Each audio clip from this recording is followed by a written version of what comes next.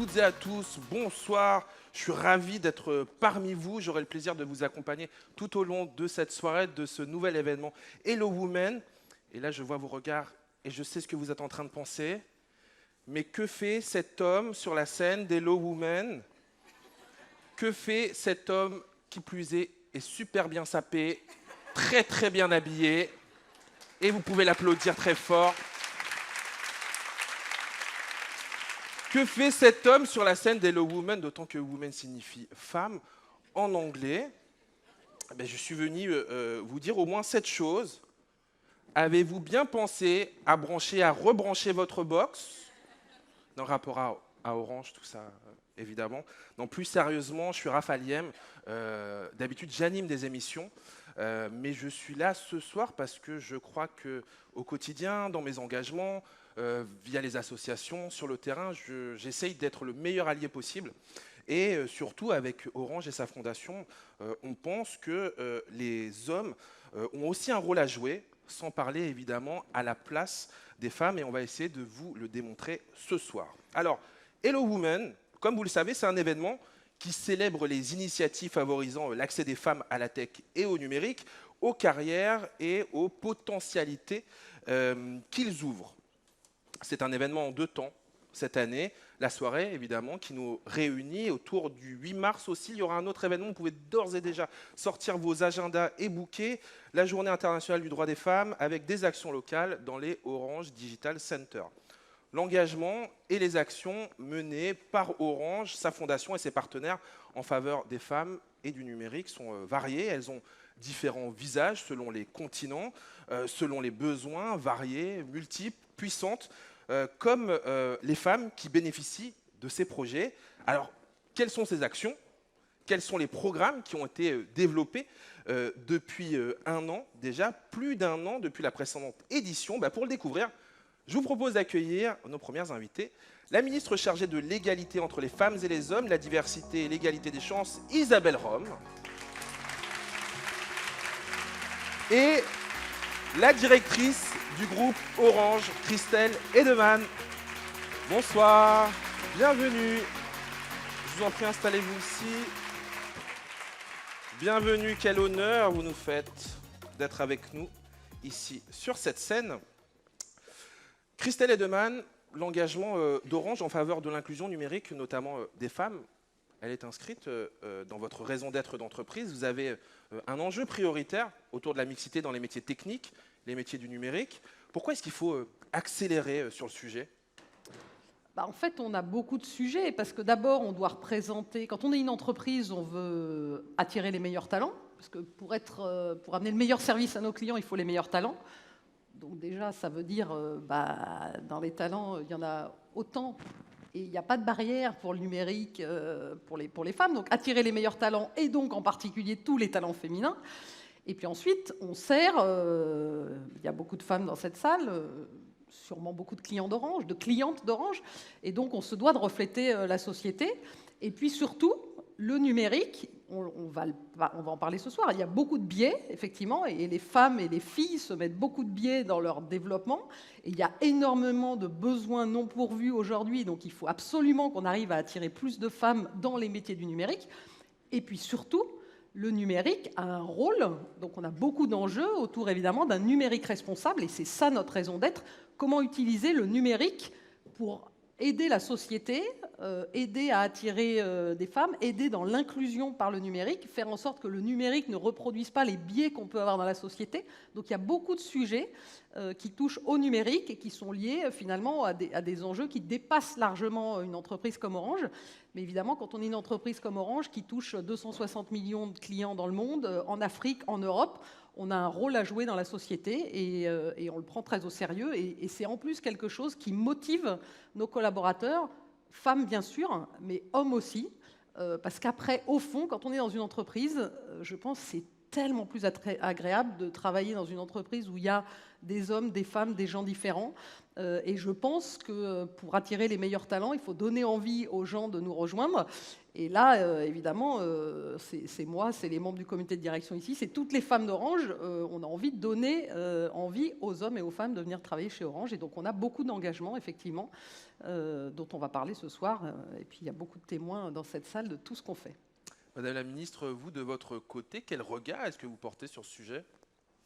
Eh bien, ce que je constate, c'est qu'il y a peu de filles qui accèdent justement à ces métiers du numérique et trop peu. Par exemple, on voit qu'il y a à peu près 57% de filles, des diplômés de l'enseignement supérieur qui sont des filles et seulement 18% qui vont justement vers ces filières. Et pourtant, ces métiers du numérique sont les métiers d'avenir. Donc il y a quand même un vrai problème parce que cela signifie que si les filles ne vont pas dans ces filières, dans quelques années, eh bien, de nombreuses femmes seront exclues finalement d'un secteur important de l'emploi. Donc il y a un véritable enjeu à faire entrer justement ces filles dans ces filières du numérique.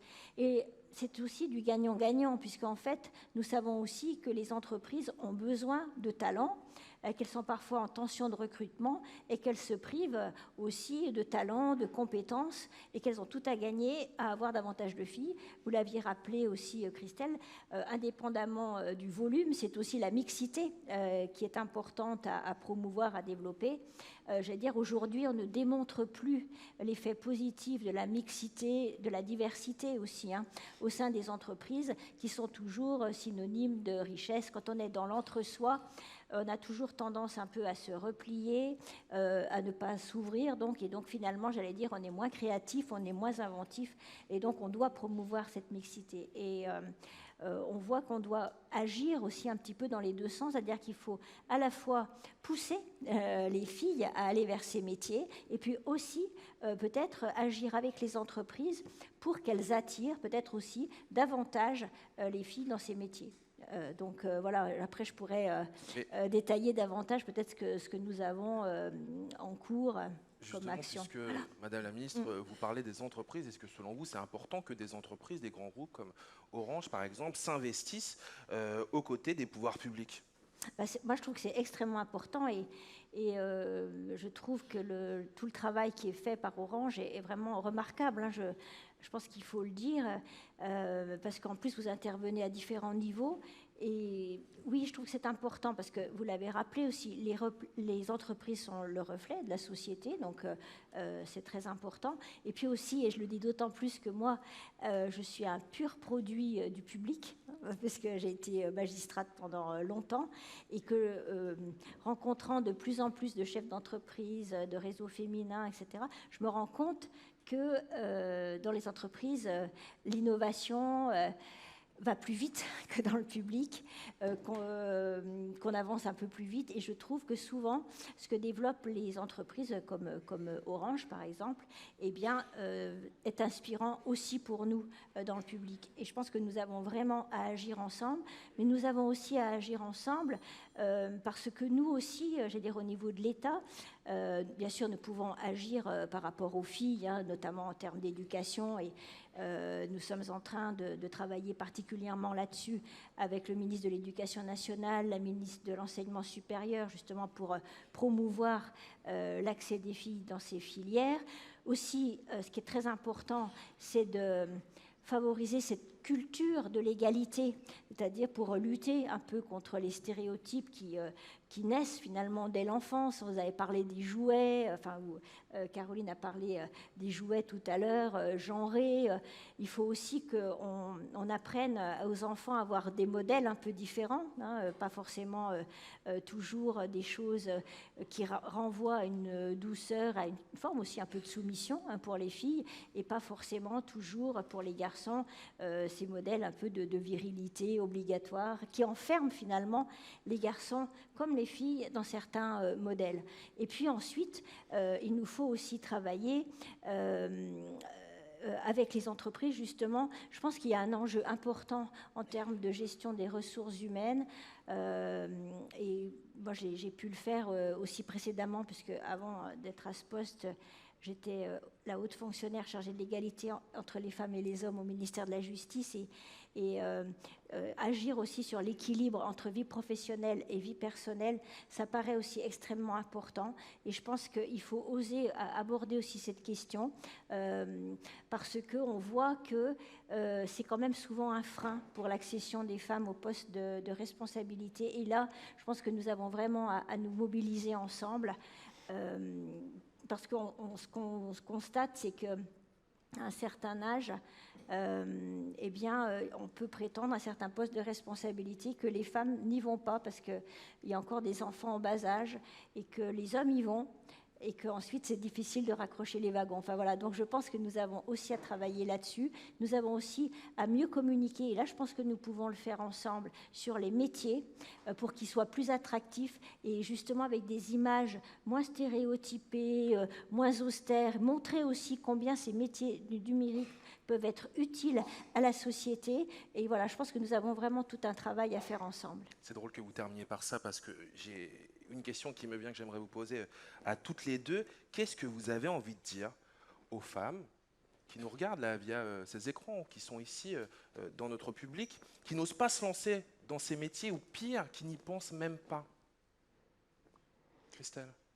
Je pense que déjà, alors ça dépend si on s'adresse à des jeunes filles qui ont 12-13 ans ou si on s'adresse finalement à des femmes qui sont dans leur carrière, mais en fait on ne connaît pas les métiers du numérique et donc il n'y a pas un métier du numérique.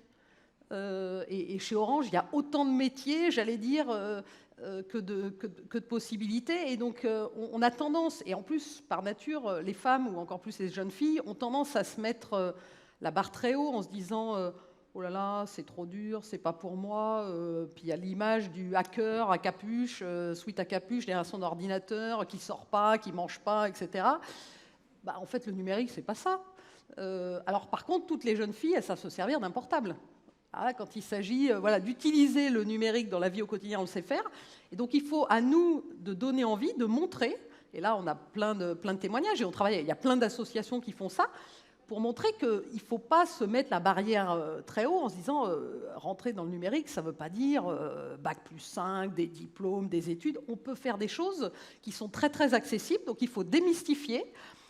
Et puis, là, je le dis, alors les femmes et les jeunes filles en particulier, il faut aussi oser se challenger et essayer de dépasser ses limites. Parce que souvent, et là j'ai beaucoup de discussions avec plein de femmes, la première barrière, et on peut parler des plafonds de verre, on peut parler de plein de choses qui sont une réalité, il y a plein de biais dans la société, il y a plein de choses à combattre. Mais il faut aussi s'attaquer à l'autocensure, et je le sais parce que je suis une femme, donc moi aussi, j'ai tendance à me dire « Oh non, mais ça, je ne vais pas y arriver. Oh, regardez, lui, c'est un homme, et ci et ça. » On est toutes pareilles.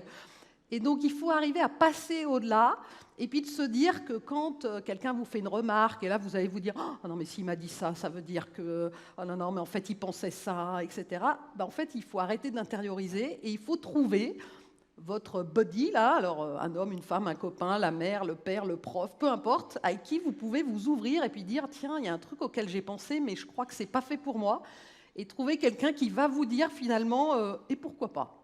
Donc moi, j'ai envie de dire « Et pourquoi pas ?» Voilà, il faut tester. Et moi, je peux vous dire que j'ai fait plein de choses dans ma carrière où si on m'avait dit, il y a 2 ans, « Tu seras directrice générale d'Orange », j'aurais dit « Jamais de la vie, hein, c'est pas pour moi, etc. » Et pourquoi pas? Voilà. Et donc je dis aux jeunes filles, aux femmes, et pourquoi pas? Mais ça veut dire, voilà, il faut oser parler, il faut se dire que, bien sûr, qu'il y a plein de freins, il y a plein de choses qu'il faut combattre, mais si on n'essaye pas, et je peux vous assurer que ce n'est pas les femmes du COMEX d'Orange qui diront le contraire, parce que moi j'ai eu plein de discussions avec des femmes où quand je leur disais, tu sais quoi, en fait, je vais te proposer de prendre ce job-là. Oh, ah mais non, mais t'es sûre, mais je ne vais pas y arriver, etc. Et pourquoi pas? Et finalement, ça marche très bien. Donc voilà.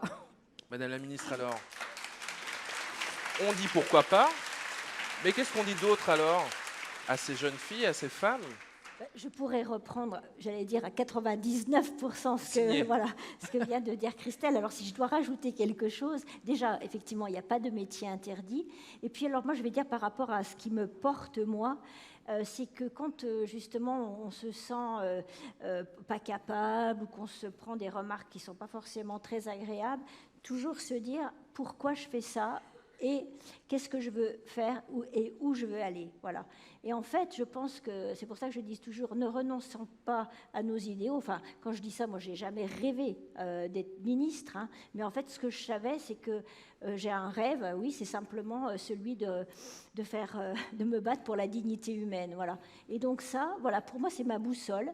C'est le combat de ma vie. C'est le combat pour la dignité humaine. Et voilà. Quand j'ai quelqu'un qui va me faire des petites crasses ou des trucs comme ça, je me dis, bon, ça passera et je sais pourquoi je suis là. Voilà.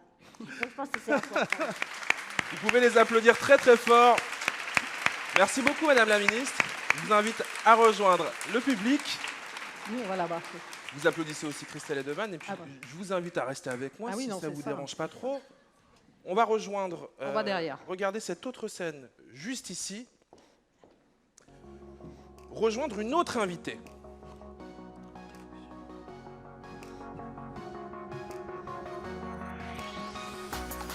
Et alors, notre invitée, Christelle, sa parole est très rare en Europe. C'est un immense honneur qu'elle nous fait d'être avec nous ce soir. So right now we are going to switch to English. Pour le public, si c'est plus confort pour vous, on a distribué des casques. Vous pouvez tout de suite le mettre à vos oreilles pour avoir la traduction instantanée et immédiate en temps réel. Et on va accueillir notre speaker. So our next speaker wanted absolutely to come and meet you and share her huge experience gained over her long career. To keep things short, she started as intern at Xerox and ended up as CEO in 2009. And she was at that time heralded as the first black woman to lead a Standard & Poor's 500 company. She also served as head of the White House National Science, Technology, Engineering and Mathematics Program for President Obama. She is the current chairwoman of the global CEO advisory firm Teneo. Please, s'il vous plaît, faites un maximum de bruit, make some noise for Ursula Burns. Yeah, Ursula, that's for you. That's just for you.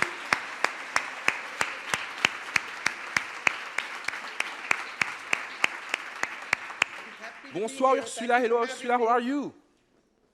I'm great. I'm happy to be here. Thank you for having me. I wish I was there, but the strike made it very difficult. Sorry. Tell me what time is it in your country? It's almost 2 o'clock in the afternoon. Okay. So, first question. Let's start. In your exceptional career paths, you both had to face gender stereotypes and glass ceiling. What young women and ladies can learn from your experience? Ursula, first. I thought about this a lot. I get asked this question a lot. And I have 4 pieces of advice. And I think this applies at any age or any stage in your career or your life. First is don't shy away from science, technology, engineering, and math. It doesn't matter where you are in your life, your career, these skills, understanding some of the basics in these areas are required for advancement in just about anything. Someone said earlier, I think it was you, Christelle, that said you have to be able to use a smartphone. I mean, if you literally cannot survive in the world anymore and not be engaged with STEM. If you're younger, I say don't shy away from it in an educational standpoint. Study it. If you get passionate about it, literally pursue it as a career option for yourself. Number 2, across the board, speak up. Number 2, speak up. Women often sit quietly, even if they know the answer, even if they know better than the men in the room, they sit quietly and don't participate actively and don't take their rightful place in the conversation, in the decision making, in the power structures of companies, schools, organizations in general. speak up. By the way, in order for you to speak up, you absolutely have to know something. So I say read, get involved, get up to speed about what's happening, not only in your workplace, but in the world. So number one, don't shy away from STEM. Number two, speak up and get involved. Number three, work really hard. This is something that you cannot avoid. Particularly, I hear this a lot. People want to actually be there wherever there is, but they don't want to put the effort into working really hard to become very good at what they do. And then fourth is reach out and accept input. So reach out. If you see things going on in the organizations that you are involved in, that you're interested in, if you hear things that are interesting to you, literally raise your hand and try to get involved. Ask about what's happening so that you can actually expand your basis. And when people want to talk to you and give you advice, please listen up. Listen up and take it in. Make sure that you reach out and get involved.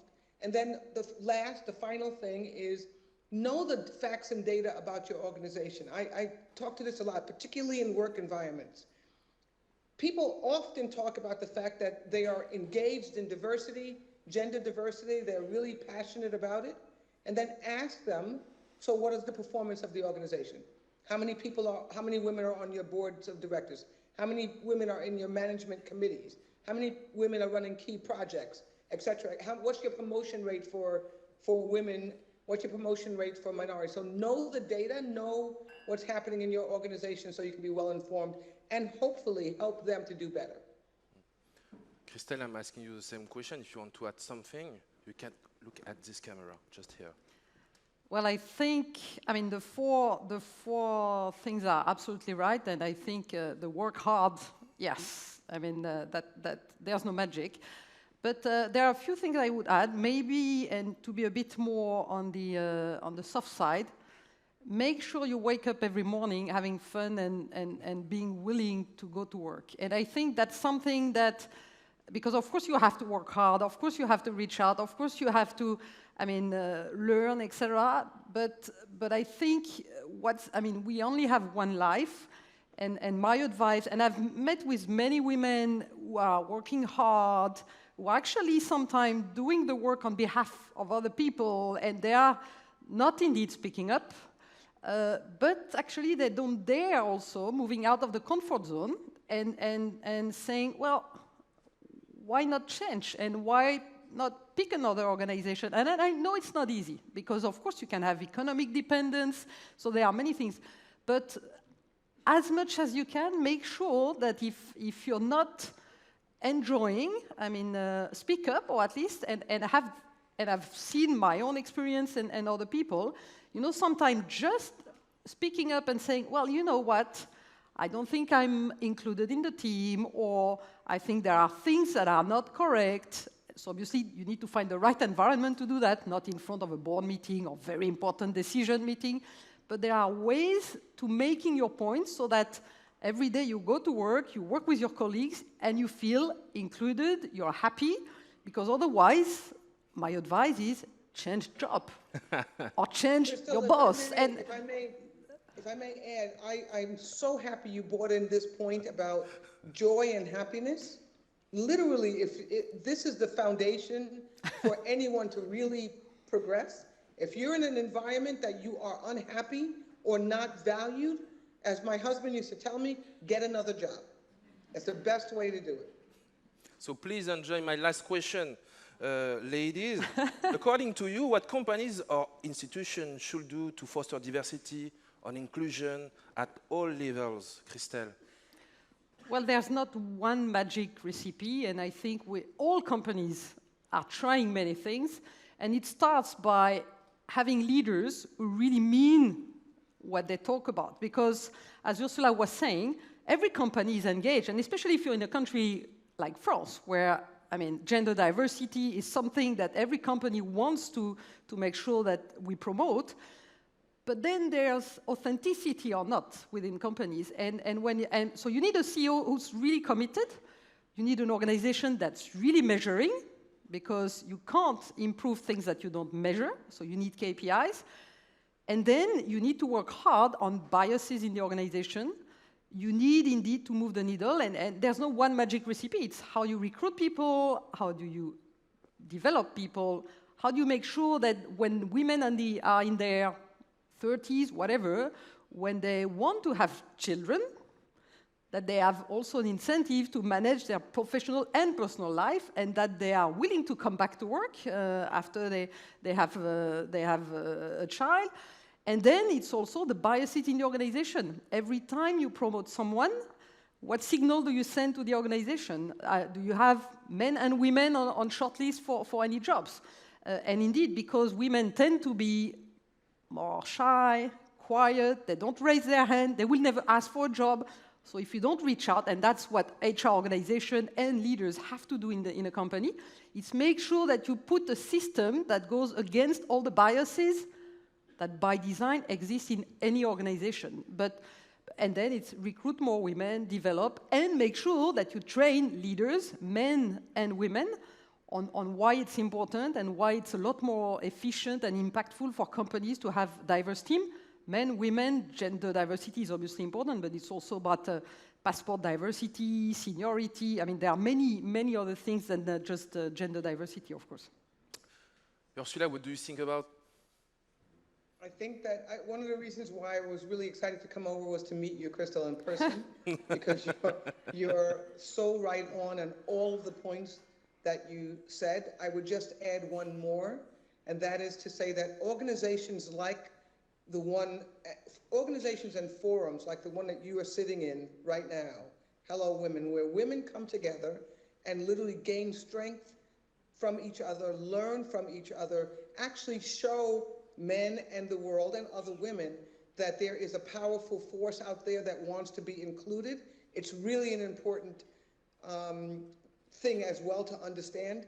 When I was coming through my career, I remember saying that we had two jobs. One was to do our job, and the other was to help to push and pull women through the organization. It is really important that all that Christelle said is true. You got to work hard, you got to listen, all that stuff, but also literally these forums are important to continue going to and continue sharing good practices and strength from each other to keep pushing. We're making progress. Think about the fact that Orange has a female CEO. It's amazing. Congratulations. But that is just a tip of the iceberg, right? And the fact that she's here is actually amazing there as well.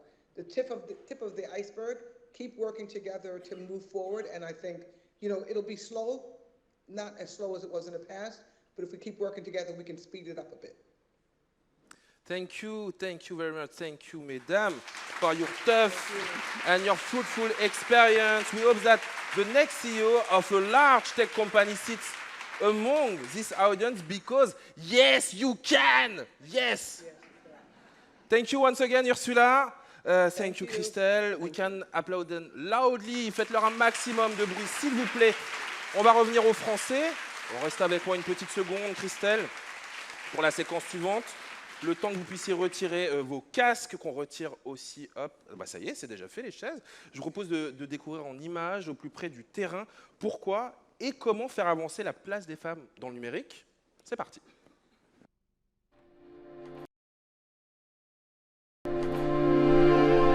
On ne m'a jamais vraiment expliqué que le numérique allait bouleverser ma relation aux autres. Être si important pour trouver le métier dont je rêve, pour accélérer la transition vers des sociétés plus durables, plus justes, pour m'accomplir sans dépendre des autres et m'émanciper au quotidien.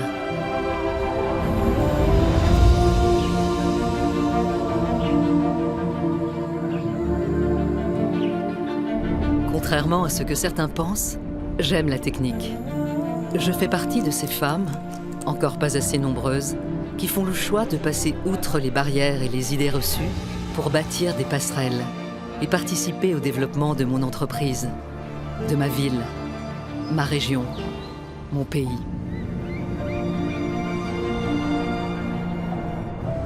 Je fais partie aussi de ces femmes pour qui l'accès au numérique est un chemin, pour sortir de l'isolement, partager et découvrir de nouveaux horizons, pour recevoir une éducation, de base ou financière, offrant l'occasion de développer une activité, d'améliorer mon quotidien et celui de mes proches.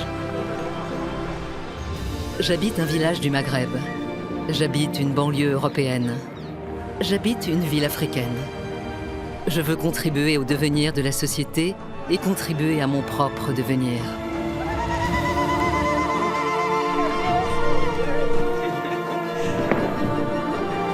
Je m'appelle Baya, Marion, Rzela, Marie, Alba, Doria.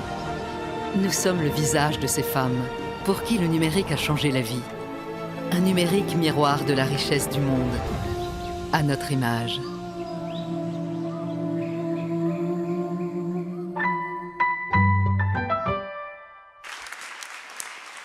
Et on va reparler de ces héroïnes avec l'exposition. Je vous en parlerai d'ici la fin de notre talk. Mais pour compléter ce panorama, je vous propose maintenant un coup de projecteur. Un coup de projecteur sur quelques-uns des projets européens et africains qui ont marqué cette année 2022, l'occasion de mettre à l'honneur les énergies qui les portent au quotidien. Et pour notre première mise en lumière, merci d'accueillir comme il se doit Samir Benzara, Hadji Antadabo et Daouda Diouf. Sous vos applaudissements nourris.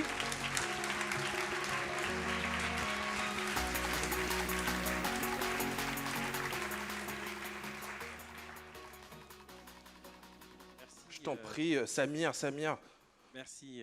Samir, je vais quand même le raconter un petit peu. Vous travaillez pour Sofrecom. C'est une filiale d'Orange basée en Tunisie. Exactement. Et les initiatives menées en faveur de la mixité dans les métiers techniques et du numérique, elles sont essentielles pour vous. Très important de le souligner parce que, effectivement, Sofrecom Tunisie, c'est une filiale du groupe Orange qui travaille particulièrement sur la transformation digitale et l'accompagnement des filiales Orange et les gouvernements aussi en Afrique et Moyen-Orient. Et on travaille beaucoup avec des expertises très avancées dans le digital, dans la cybersécurité, dans l'intelligence artificielle, le blockchain. Pas mal d'expertises pointues. Mais il faut savoir, sur les 1100 salariés qu'on a en Tunisie, on a 54% de ces experts qui sont des femmes. Et je tiens à préciser qu'elles ne s'appellent pas Steve ni Mohamed.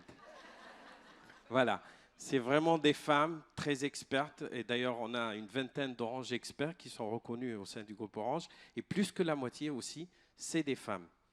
Et en fait, sur la Tunisie, on a de la chance, effectivement, parce que culturellement, la Tunisie, elle favorise l'insertion des femmes déjà en amont à l'école, mais aussi dans le monde du travail avec des expertises très avancées dans la technologie. Et en fait, sur tout le Maghreb, on voit ça, mais certaines géographies quand même qui ne sont pas au modèle tunisien encore. Et on compte beaucoup sur des gens engagés. On a aujourd'hui Daouda avec nous, qui est le dirigeant d'Orange Digital Center de Dakar, qui est assez singulier. Est-ce que tu peux nous dire quelques mots? Merci Samir.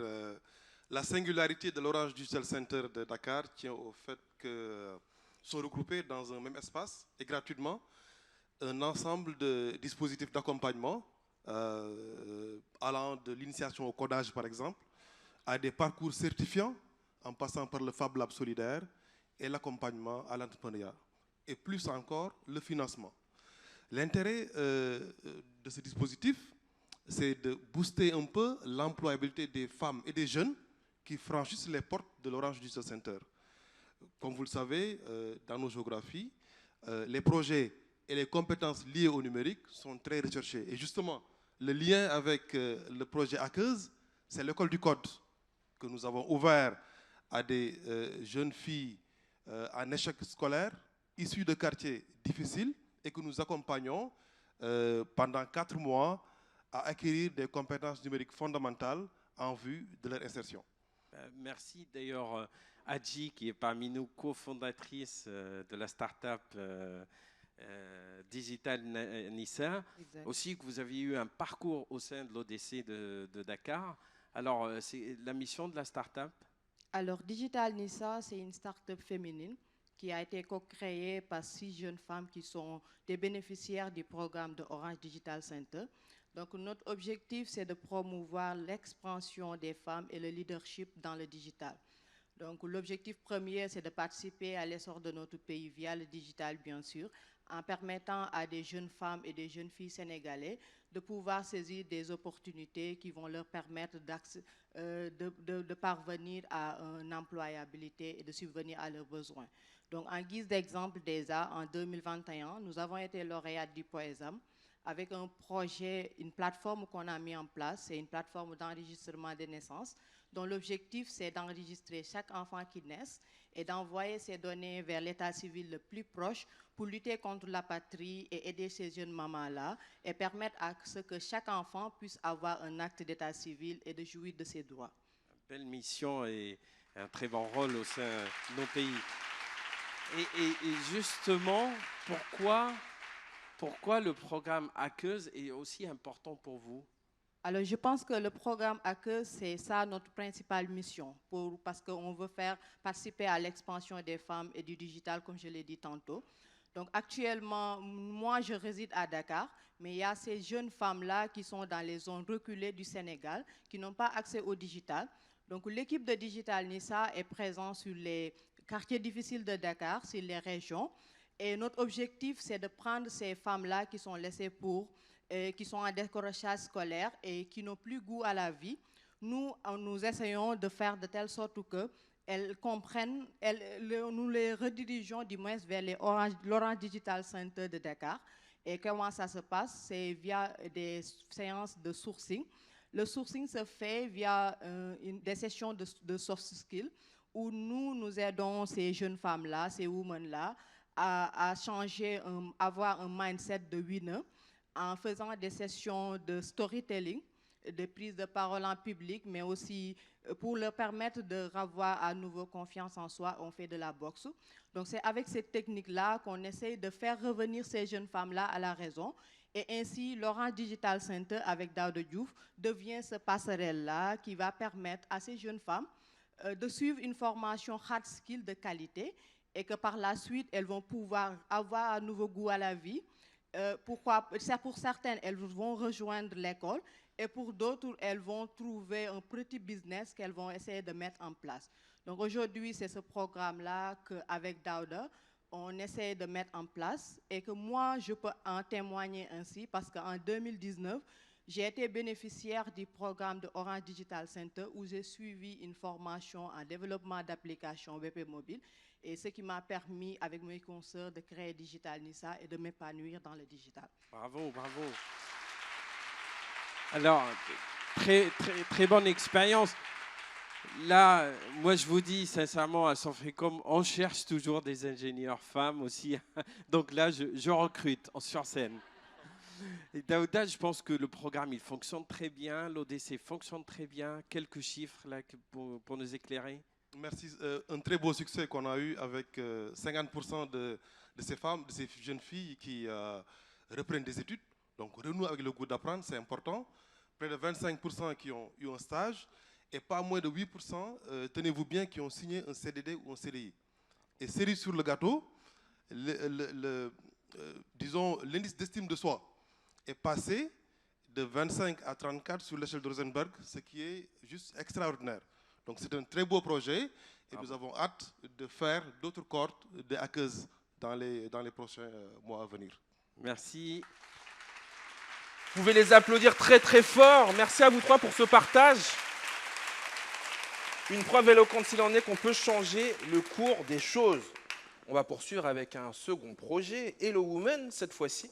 L'un des 26 projets soutenus par ce dispositif depuis 2021. Et pour nous en parler, je compte sur vous évidemment pour les accueillir très chaleureusement. La directrice générale de la RSE du groupe L'Oréal et DG également de la Fondation L'Oréal, Alexandra Palt, que vous pouvez applaudir. Et la CEO de Systech, Joséphine Goub, que vous applaudissez très fort aussi. Vous êtes suréquipés, je vous en pique un. Bonsoir Alexandra Palt, merci d'être avec nous. L'Oréal est impliqué de longue date dans la cause des femmes via le programme Women in Science. Un mot quand même sur l'initiative Systech, son projet et pourquoi est-ce que ce projet a retenu toute votre attention? Oui, donc merci beaucoup et merci beaucoup de m'inviter. Une autre entreprise, je pense incroyablement moderne comme événement, mais aussi comme geste, donc de nos associés L'Oréal, parce que c'est vrai qu'on a ça en commun comme cause de permettre l'accès des femmes à des métiers que souvent on veut leur fermer. Votre discussion m'a tellement inspirée que j'aurais trop aimé rebondir sur plein de choses qui ont été dites, parce qu'il y a quand même aussi une autre anecdote pour toi, Caroline, qu'au début, le métier du code, c'était quand même un métier féminin, hein, très dévalorisé, parce que c'était un peu être de machine à écrire. Et donc, il y avait dans l'Amérique même ségrégée, c'était un métier donc de femmes noires, hein, comme on a vu avec des Hidden Figures, etc. Et quand c'est devenu un métier où il y avait de l'argent, on trouvait tout à coup un article dans les revues universitaires sur les ressources humaines où on disait « les femmes ne sont pas bien dans ce métier ». Donc ça, c'est quand même intéressant. Je pense que tu pourrais en faire un bon sketch. Et il y avait beaucoup. Donc, comme c'est quand même, et c'est quand même aussi difficile, on a vu même pour des femmes qui ont beaucoup de privilèges, c'est difficile de faire des carrières tout court en entreprise et à des postes de responsabilité. Hein. On en a parlé des difficultés. Je pense quand même qu'il faut dire, je vous dis ça parce que j'aime beaucoup partager à quel point maintenant je suis un peu plus âgée, mais pendant 25 ans, je parlais, et quand je parlais, j'avais l'impression qu'il y avait toujours quelqu'un dans la pièce qui était beaucoup plus intelligent que moi, et qui disait 5 minutes après la même chose, et là tout à coup on disait « Oh, excellente idée ». C'était en général un homme. Et aussi, et donc tout ça, ce combat aujourd'hui, quand je parle, on m'écoute, hein, mais c'était quand même 25 ans. Et donc je comprends que ça peut fatiguer. Mais je vous dis, ça vaut quand même la peine parce qu'il ne s'agit pas juste de faire entrer des femmes, c'est aussi une autre forme de technologie, une autre forme de science quand il y a des femmes. Parce que si c'est que des hommes qui vont faire des robots, je ne sais pas s'ils vont répondre à nos besoins. Si c'est que les hommes qui font la science, c'est le lien avec femmes et science, est-ce que c'est une science qui va pleinement nous servir? Donc l'enjeu, c'est vraiment que toutes les femmes. Et donc le projet, quand j'ai rencontré Joséphine, je me souviens très bien, c'était un déjeuner chez L'Oréal, et je l'ai interrogée, je voulais donc savoir pourquoi, comment. Et je trouve ce pari incroyable d'ouvrir ces métiers à des femmes qui, en plus donc, de toutes les difficultés qu'on rend compte avec les femmes, ont en plus vraiment des épreuves du destin encore plus importantes à surmonter. Et chaque destin compte, et pour Joséphine, chaque destin compte, chaque vie compte, chaque femme qu'elle accompagne vers l'emploi. Et moi, je trouve que pour les entreprises, c'est pas faire du bien et nous féliciter, c'est une responsabilité. Et Joséphine nous aide à assumer cette responsabilité. Et donc, dès le premier moment, j'étais complètement convaincue par la personne et par le projet. Et donc, on est très, très heureux de pouvoir faire ce partenariat, de soutenir avec Orange dans l'extraordinaire travail que tu as accompli. Bravo. Merci, Alexandra. Je m'y attendais pas, ça. Est-ce qu'on peut parler de ces femmes qui sont là? Les Sistek, levez-vous! Non, trop timide. Ah! Levez-vous. Allez-y.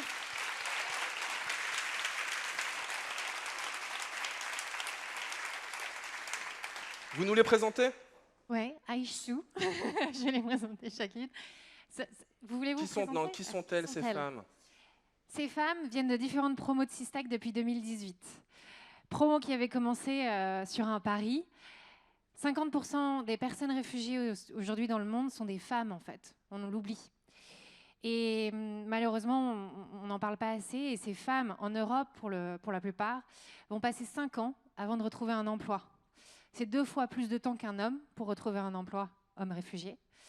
Et puis, c'est aussi des femmes qui avaient des métiers avant, pour la plupart. Docteurs, architectes, comptables, pour les plus jeunes, des études en cours.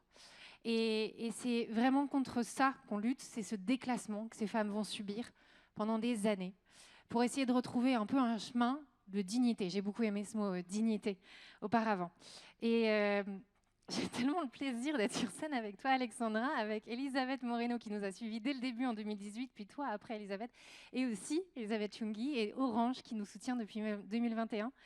Et donc ce qu'on fait depuis 2018, c'est qu'on a une plateforme pour ces femmes motivées, qui ne manquent pas de compétences, mais qui manquent juste de visibilité sur un marché du travail qui va voir réfugiés, et c'est tout. Alors que Aïchtou va nous démontrer que elle a fait une formation de marketing digital, elle a ensuite passé par notre programme et puis elle a trouvé un stage à Bouygues et elle a fini aujourd'hui en CDI avec Capgemini où maintenant le client c'est les GFIP, c'est ça, c'est la finance. Voilà, elle aide le gouvernement et sa finance. Donc voilà. Félicitations. Aïchtou.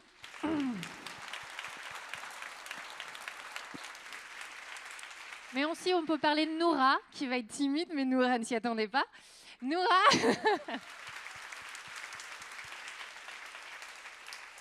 Noura, je parle de toi, tu pourrais parler très bien mieux de toi-même. Mais Noura qui a rejoint le CFA d'Orange et qui, avec Marois, une autre de ses fellows dans le programme, aujourd'hui apprend la donnée.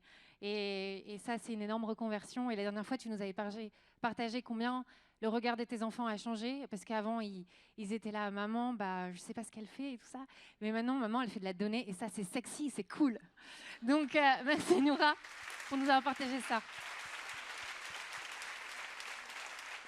Je ne parlerai pas de Maria qui vient de Kiev et qui a des espoirs de retrouver dans le UX UI ce qu'elle faisait déjà à Kiev. Non seulement aussi de Nanette qui attend encore sa demande d'asile d'être reçue et qui a le plus étudié dans tout le parcours et qui vient de le finir et qui va bientôt trouver un stage, évidemment. Ou encore de Maria Malaba qui... vient de finir sa formation et en web dev et qui va trouver un stage bientôt. Voilà, je vais arrêter là le show. Mais voilà, n'oubliez pas que dans les personnes déplacées, il y a des femmes, pas que ukrainiennes, il y en a de toute nationalité et elles ont des compétences à donner à ce pays. Voilà. Bravo, Joséphine. Vous voulez ajouter quelque chose ? Bravo, merci à toutes les deux pour vos éclairages et surtout d'avoir mis en lumière cette formidable initiative gagnante. Vous pouvez les applaudir très très fort encore, s'il vous plaît. Et les applaudir elles aussi. Je vous en prie. Je vous propose un dernier coup de projecteur pour le projet polonais appelé Maker Women. Il est porté par l'association Robis.to en collaboration avec la Fondation Orange et également dédié aux réfugiés ukrainiennes. This is why I'm going to switch in English. Guys, comme tout à l'heure, vous pouvez utiliser votre casque ou vos oreillettes. Je ne sais pas vraiment ce qu'on vous a prêté pour profiter de cette traduction en temps réel. Let's welcome our facilitators, the CEO of Lagardère News and CEO of Elle International, Constance Binquet, que vous pouvez applaudir.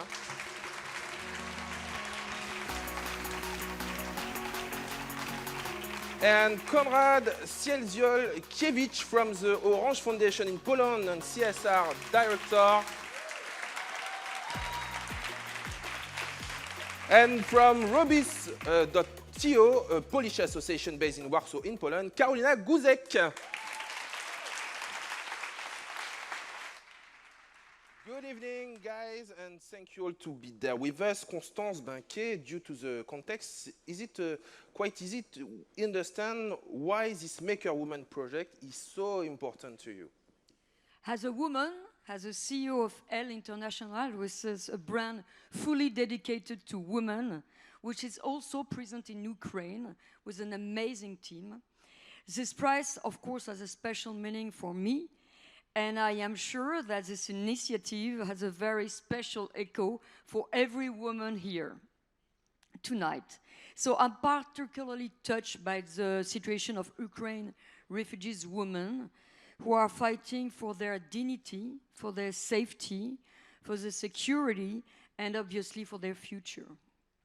The Polish people have been really struggling since February to massively welcome all these Ukraine refugees, not only women, honoring them with an obvious choice, just as we want to shine a spotlight on effort to support women refugees in their professional reconversion. So thank you and bravo.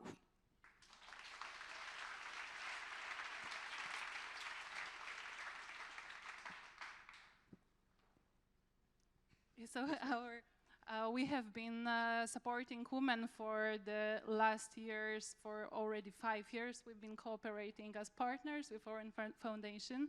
And in Robisto, our goal is to support people through digital fabrication. So we teach them how to use machines, how to design for 3D printing, for CNC, for electronics, but those are just the tools, because the most important thing is the focus of project-based learning, problem-based learning. So while this educational process taking place, they learn to overcome the obstacles. They can later transform for their everyday life or their professional work. And we've been developing this Maker Woman project. We conducted it for already 5 years, and we had already over 500 people, 500 participants that took place in the long-term courses and classes, and 60 of them developed the hardware prototypes of their products. Amazing. So, yeah. They are. Bravo. Definitely. So, and how the Orange Foundation has been involved to support Ukrainian refugees, and especially women? Oh yes, on a massive scale. So thank you for having me. I would like to say that the star today from Poland is only one Karolina. But to answer your question, I need to underscore one point that shouldn't be underestimated by no means. It concerns that, you know, that the specificity of the influx, the huge influx of Ukrainian refugees from, you know, from Ukraine to Poland, in 90%, 95% even, it concerns women and children. So having in mind that our foundation has been involved for 17 years in educational areas, what we wanted to do at the beginning was to enable them to, you know, be part and parcel of our society, you know, to overcome the barrier of not being excluded socially, and of course as well provide them with skills and educational stuff, if you will. So in total, on top of that, just overnight, our, you know, training centers, I know that, you know, our bosses know the places very well, but our training centers became just overnight the refugee centers, in which we hosted hundreds of Ukrainian families. In total, eventually, so far, we've supported thousands of Ukrainian people, mainly women in 95%, and also, of course, children has been taken care of as well. But talking of Make a Woman project, I would like to say that I am very proud on behalf of the foundation and our partners that to say that you know, 120 Ukrainian women also joined the Make a Woman project. That, you know, the idea that has just, you know, has been come up with by Karolina and the association Robisto, our long, you know, lasting partner. We are very proud of this fact of having an opportunity to collaborate with the association on a daily basis. The job they have done is splendid. But if, please allow me, I wouldn't be myself if I didn't say big thank you to the group and to the foundation, because we have been financially supported massively by the foundation and by the group. I am looking at Françoise, Elizabeth, Mary-Lisa. Thanks to that budget, we also could build systemic solutions in Poland we have never seen before. For instance, helpline, psychological helpline in Ukrainian and in Russian. I would hazard to say even maybe the first in Europe, who knows, when it, you know, bearing in mind Ukrainian language, and also many others. So I know, to sum up, not only would I like to thank you for the financial support, but thanks first and foremost, I feel, you know, deep down the necessity of expressing my gratitude for the huge compassion you presented during these unprecedented difficult times for each and every one of us, but especially for Ukrainian women.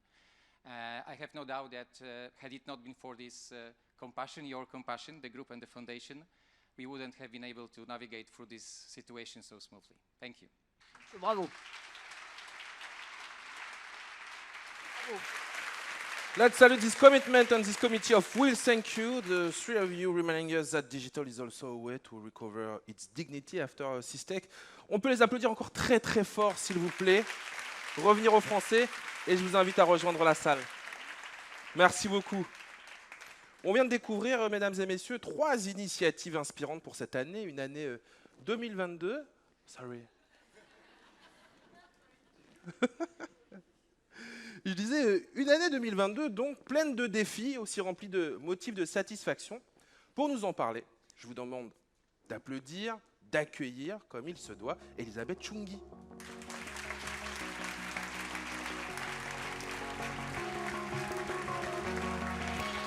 Bonsoir Elisabeth. Bonsoir à toutes et à tous.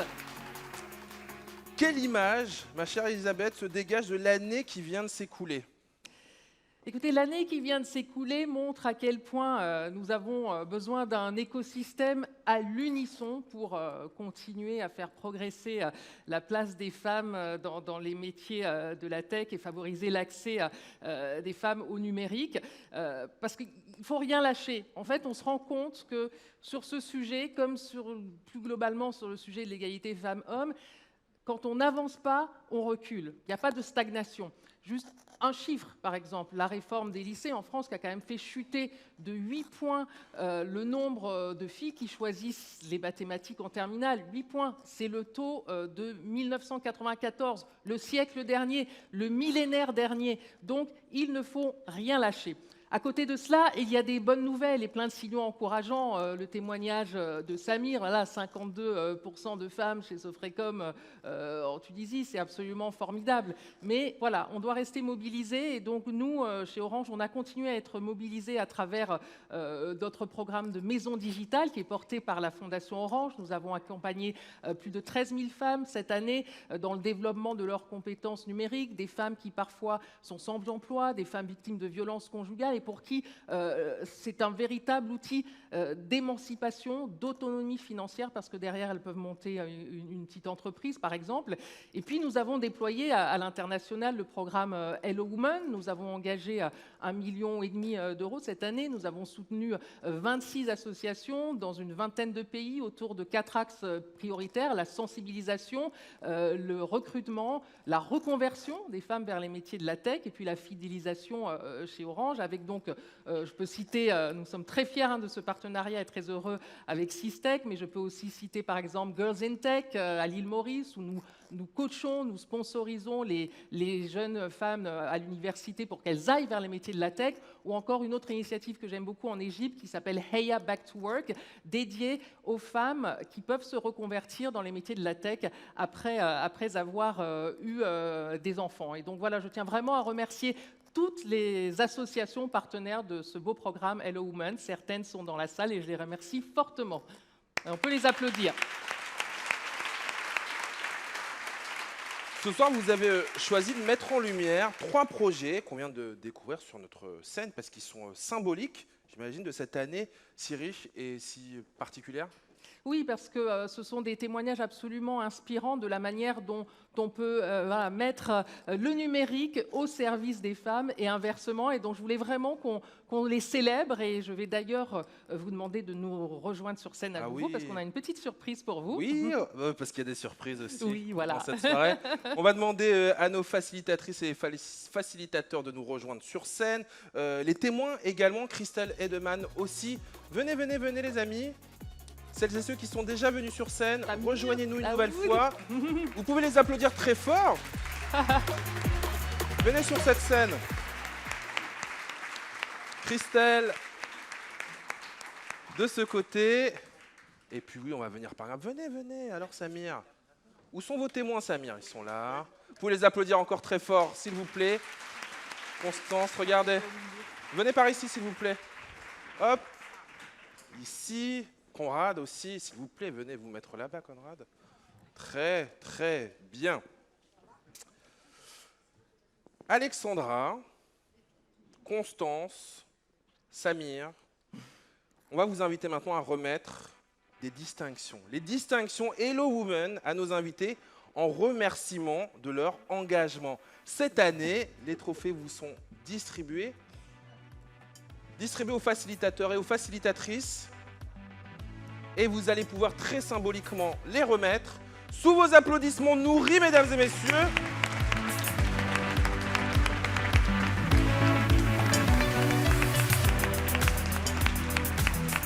Bravo!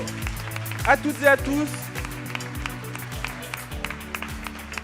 On va immortaliser cet instant en prenant des photos. Vous pouvez prendre la pause. S'il y a d'autres photographes qui doivent aussi nous rejoindre, n'hésitez pas, venez. Oh, vous avez envie de prendre une photo au portable? Venez, allez-y, venez. On est à la maison ce soir, on est entre nous. Si vous avez envie de prendre des photos, c'est le moment, mesdames et messieurs. Et comme pour l'édition précédente, veuillez noter que ces magnifiques trophées ont été réalisés par le Fab Lab La Verrière de Montreuil en Seine-Saint-Denis et le groupe de travail Makerspace qui œuvre pour l'inclusion des genres dans les Fab Labs. Ah voilà, il y a d'autres appareils photo qui arrivent. Allez-y, n'hésitez pas vraiment. Prenez votre plus belle pause. C'est votre moment, mesdames et messieurs. Waouh! Bravo pour votre engagement, bravo pour vos projets, bravo pour le travail que vous menez sur le terrain. Et oui, mesdames et messieurs, ça s'applaudit encore plus fort.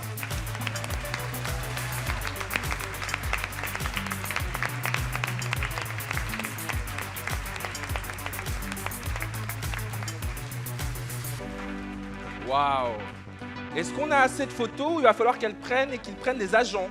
Dites-nous. C'est bon? Très bien. Je vous en prie, vous allez pouvoir rejoindre la scène, le public, en tout cas votre place. Merci beaucoup. Et moi, je garde Elisabeth. Hop, vous restez avec moi, s'il vous plaît, puisque Fanny Benedetti va venir nous rejoindre sur cette scène. Regardez, venez, on va parler de la façon dont vous avancez ensemble. La Fondation Orange et ONU Femmes. Bonsoir Fanny, vous l'applaudissez très fort. Vous êtes bien ici. Oh, mais je t'en prie, Fanny. Elisabeth, Orange est présente dans 26 pays, dont 18 en Afrique, et œuvre via sa fondation pour que le numérique soit une chance pour toutes. Vous l'avez dit tout à l'heure en introduction, le chemin ne fait que commencer. Oui, le chemin ne fait que commencer et la route est longue. Hein. Une étude d'ONU Femmes nous indique qu'il va falloir 3 siècles pour atteindre l'égalité entre les femmes et les hommes. Alors, dit comme ça, c'est extrêmement déprimant. On peut se dire foutu pour foutu, de toute façon, on ne verra pas ça. Mais on n'est pas comme ça chez Orange. Chez Orange, on retrousse nos manches et justement, parce qu'on est absolument convaincus que le numérique est un accélérateur pour l'égalité entre les femmes et les hommes. Et c'est pour cela qu'on est ravis d'avoir signé un partenariat cette année avec ONU Femmes France et donc Fanny. Fanny, je vais raconter à celles et ceux qui nous regardent via ces écrans, mais qui sont aussi avec nous dans cette salle. Vous êtes la directrice exécutive d'ONU Femmes France, c'est une organisation encore assez récente, avec des actions qui visent entre autres à favoriser l'accès des femmes au numérique. C'est ça? Je ne me trompe pas. Merci, bonjour à toutes et à tous. Merci de nous avoir invités. Je suis vraiment ravie d'être là. Effectivement, alors je vais parler d'ONU Femmes très rapidement. Donc ONU Femmes, c'est l'entité globale des Nations Unies pour l'égalité de genre et l'autonomisation économique des femmes dans le monde. Donc cette entité, sûrement des gens parmi l'Assemblée qui ne la connaissent même pas, et c'est normal parce qu'elle n'a que 12 ans d'existence. Donc très peu à l'échelle des Nations Unies. On a pris 65 ans de retard. Donc c'est vraiment un démarrage un peu tardif, mais absolument nécessaire, puisque les États en particulier se sont rendus compte que sans accélérer massivement les progrès en faveur de l'égalité, eh bien, on n'atteindrait jamais le développement durable, qui est le mandat des Nations Unies au sens large, la paix, la sécurité et tous les autres enjeux des objectifs du développement durable. Donc ces inégalités de genre, elles sont universelles, malheureusement. Il n'y a aucun pays dans le monde qui a atteint l'égalité entre les femmes et les hommes, notamment. Donc c'est un combat que nous menons, et vous avez fait remonter tellement de magnifiques pépites ce soir, et c'est vraiment très encourageant. Il faut voir le bon côté, il faut voir les progrès qui existent. Et il fallait quand même un leadership au niveau mondial, au niveau politique, pour entraîner un rythme plus accéléré de progrès, et c'est ce que nous faisons. Et nous le faisons dès le début, en partenariat également avec le secteur privé, puisque le secteur privé est un acteur incontournable. On le voit aujourd'hui à quel point nos actions sont complémentaires. Donc voilà, pour la présentation d'ONU Femmes. On parlait de l'Afrique tout à l'heure, Elisabeth. La Fondation Orange, elle y est très active. Pourquoi donc ? Parce que la fracture numérique est encore plus forte en Afrique et pour les femmes. Un seul chiffre, les hommes sont 37% plus nombreux à avoir un téléphone. Et donc, pour nous ici, ça peut paraître une commodité, un téléphone. Hein, mais vous voyez la catastrophe si jamais il n'y a plus de batterie ou autre. Mais en Afrique, pour une femme qui a un téléphone, c'est une femme qui a accès à des services bancaires, qui peut vendre ses produits via son smartphone, via Orange Money, qui peut accéder à des services de e-santé, d'éducation. Donc c'est vraiment un game changer. Donc c'est pour ça qu'on investit beaucoup sur le continent et notamment aussi à travers les maisons digitales de la Fondation et puis à travers cette plateforme Boy for Women qu'on a donc établie en partenariat avec ONU Femmes France qui cible spécifiquement les femmes agricultrices et notamment pour les accompagner toujours avec des services digitaux pour qu'elles soient plus résilientes face aux changements climatiques brutaux dans certaines zones. Ça se passe au Libéria et au Mali. Fanny, j'imagine que cela contribue à leur autonomie, surtout les agricultrices dont vous venez de parler en milieu rural. Oui, donc dans cette région d'Afrique de l'Ouest et du Centre, effectivement, 70% des femmes sont actives dans le secteur agricole. Donc c'est énorme. Et en même temps, elles sont assez marginalisées, c'est-à-dire qu'elles n'ont pas les mêmes accès, notamment à la terre, aux fonciers et aux intrants agricoles. Donc le numérique, justement, ce projet, il est monté du terrain, en fait, hein, de bureau du Libéria, d'ONU Femmes et puis de la Fondation Orange, puisqu'on y a trouvé une complémentarité déjà qui était existante entre nos services, les réseaux de femmes, les coopératives de femmes et puis les actions menées par les maisons digitales et par la Fondation Orange sur le terrain. Donc ça peut paraître effectivement incroyable de pouvoir apporter le numérique à des femmes qui sont vraiment les plus éloignées du digital et des technologies, mais en réalité, ce programme leur permet vraiment, grâce aussi à Orange Money et au téléphone, en fait, à cet outil digital, de faire un saut technologique et d'empowerment qui est mesuré, qui a été vraiment mesuré par les Nations Unies notamment, et d'accéder donc à l'autonomisation économique, qui est vraiment la base, la fondation de la garantie de tous les autres droits que nous essayons donc de garantir aux femmes et aux filles dans le monde. Donc voilà, grâce à ce projet, c'est un pilote qui est aussi présent dans d'autres pays du monde, mais le projet au Libéria et au Mali, donc, qui a démarré en complémentarité avec Orange, est vraiment un pilote unique qu'on essaye de promouvoir, de partenariat donc, entre les Nations Unies et un grand groupe comme Orange sur la technologie, à travers lequel donc, on forme, il y a un accès à la formation, au marketing, au digital, donc au numérique, et au business simplement, hein, à travers donc, les programmes d'ONU Femmes et les maisons digitales, et qui permet donc aux femmes d'utiliser les outils numériques pour renforcer leur productivité, avoir accès au marché, avoir des informations aussi à travers leur portable justement sur l'agriculture résiliente, sur l'accès au financement, sur le climat, puisque le climat impacte énormément également les rendements agricoles et la prévisibilité des récoltes. Donc tous ces outils-là sont accessibles à travers effectivement une initiation au numérique et à tous ces différents sujets. Et on a pu d'ailleurs se rendre sur place pour constater à quel point ces femmes leaders, qui sont vraiment des leaders, qui sont... c'est le mot que je pense on peut employer, avaient pu bénéficier des programmes et s'autonomiser. Il y en a même maintenant qui veulent se lancer dans la politique, on l'a constaté ensemble. Donc c'est vraiment yes, très they can. Le numérique comme vecteur d'autonomie, mais pas seulement, Elisabeth, parce que c'est un enjeu clé. La digital économie, c'est un secteur qui crée des emplois. Oui, mais en Afrique, on estime que la croissance du secteur Internet va générer 180 milliards de dollars d'ici 2025, mais pour soutenir cette croissance, il faut des emplois, et il faut 230 000 emplois, dont on sait que beaucoup vont devoir requérir des compétences numériques, et donc c'est pour cela que nous accompagnons à travers nos Orange Digital Center l'employabilité des femmes vers les secteurs du numérique, que l'on fait des partenariats, parce qu'il faut vraiment passer à l'échelle, donc on fait des partenariats partenariats dans nos Orange Digital Center avec Amazon Web Services, avec Google, et puis évidemment aussi des partenariats publics-privés, c'est très important, d'où ce partenariat ensemble, mais dans un autre registre, on a aussi fait un partenariat cette année avec le Haut Commissariat aux réfugiés des Nations Unies pour pouvoir accompagner les réfugiés des pays du Sahel dans l'éducation numérique des plus jeunes. Fanny parlait d'empowerment, et ben ça y est, le but est atteint. Merci à toutes les deux, on peut les applaudir très très fort. Merci beaucoup. Je vous en prie, vous pouvez effectivement rejoindre vos places.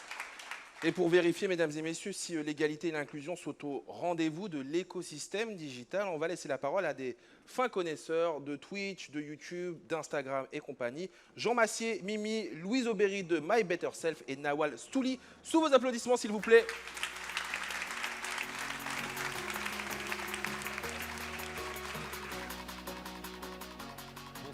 Bonsoir, je voudrais commencer par vous présenter quelqu'un, Mimi, qui est ici avec nous. Mimi a 31 ans, Mimi est créatrice de contenu sur Internet, habituée à parler dans un micro. Tout à fait. Vous avez pu l'entendre en podcast, la voir en vidéo sur YouTube, en live, sur Twitch, dans des livres, des articles. Mimi a travaillé pendant 10 ans dans un magazine féminin et elle fait partie de ces femmes qui travaillent dans un milieu de nerds dans la tech. Tout à fait. Merci beaucoup Jean pour cette incroyable présentation. Toi Jean, un jour tu t'es levé et tu t'es dit je vais me donner une mission assez simple, je vais rendre la politique accessible à tout le monde grâce à la magie des internets. Et quand je dis à tout le monde, c'est pas mal un public jeune qui, comme on le sait, a parfois du mal à se raccrocher à la vie démocratique. Et d'ailleurs, ça a permis aussi de parler beaucoup d'égalité. La bonne nouvelle, c'est que tu as réussi, puisque tu as créé Backseat, l'une des émissions politiques phares de Twitch France. Tu as commenté les échanges parlementaires et les questions au gouvernement comme si c'était des matchs de foot. Tu as joué à League of Legends avec des députés. Avec des députés, oui. Bravo. Et il paraît que parfois tu dors, mais c'est à confirmer. Et ensemble, on s'est retrouvés la semaine dernière sur ta chaîne Twitch en chaussettes pour parler d'égalité homme-femme dans la tech. C'est pas incroyable? Exactement, c'était grâce à Orange et grâce à Hello Woman qu'on a proposé directement sur la plateforme Twitch d'animer une discussion autour de la question des femmes dans la tech, identifier les différents sujets, les différents problèmes qui peuvent exister, réfléchir à leurs solutions. Et grâce à Orange, on a eu de très belles personnes avec nous en direct, avec une très grosse audience par ailleurs. Qui on avait avec nous, Mimi? Alors on avait Émilie Servan-Yan qui travaille chez Orange où elle est responsable du programme de recherche IA éthique. Donc elle nous a permis de se poser toutes ces questions sur quid des intelligences artificielles et de leur rôle moral dans notre société. Et on a reçu Anis alias Defend Intelligence. C'est aussi un ingénieur en intelligence artificielle et il vulgarise son métier notamment sur YouTube et sur Twitter. J'espère que vous le suivez tous et toutes. Donc dans cette première partie avec ces deux invités, on a abordé l'aspect technique. Comment marchent les outils technologiques et comment ils peuvent reproduire les biais de nos sociétés. Et ensuite, on a eu deux autres invités exceptionnels qui sont là avec nous. Est-ce que Jean, tu veux les présenter? Eh ben, on peut commencer par Louise. Louise, mieux connue sous le nom de My Better Self sur YouTube notamment. Louise, tu es toi-même une créatrice de contenu sur Internet. Tu connais l'environnement digital pour en faire partie, l'animer toi aussi. Une question pour toi, que sur le plateau, quand on en a parlé, qu'est-ce que tu nous as dit quand on t'a posé la question tout simplement? Est-ce que l'environnement digital est équitable, inclusif? Je pense que le digital a un avantage que n'a pas encore le monde réel, c'est que aujourd'hui les femmes peuvent créer leur propre job, leur propre carrière, alors que jusqu'alors elles devaient attendre qu'on leur propose. Donc en ça, je trouve que l'écosystème rebat quand même les cartes. Il y a une égalité des chances qui est quand même beaucoup plus présente. Après, en fait, c'est marrant. Du coup, on a toute la possibilité de se lancer, ce qu'on n'avait pas comme possibilité avant, mais au fur et à mesure où on se développe, où on grandit, on commence à réaliser qu'au final, les réseaux sociaux sont uniquement la fenêtre, le reflet de la société et qu'on subit aussi du sexisme, qu'on va, encore une fois, être réduite à notre apparence physique, qu'on va être objectifié, qu'on va être hypersexualisé, ce qui est particulièrement le cas sur Twitch où on est intervenu. Et ce que j'ai aussi remarqué, c'est que quand on progresse encore plus et qu'on arrive à des positions de pouvoir, on va dire, on va là aussi non seulement subir du sexisme, mais même de la haine, parce qu'en fait, les femmes de pouvoir dérangent. Et c'est marrant parce qu'en fait, dans chaque secteur, on se rend compte qu'on peut trouver des femmes, mais dès qu'on essaie d'arriver dans les postes à haute responsabilité, tout d'un coup, il n'y en a plus. Donc ce n'est pas un hasard, c'est la même chose sur les réseaux. Les plus grands créateurs restent des hommes. Je pense que c'est aussi dû au fait que bizarrement, les femmes peuvent aussi bien suivre des hommes que des femmes sur les réseaux, mais les hommes ont du mal à suivre des femmes sur les réseaux. Il faudrait quand même explorer ça.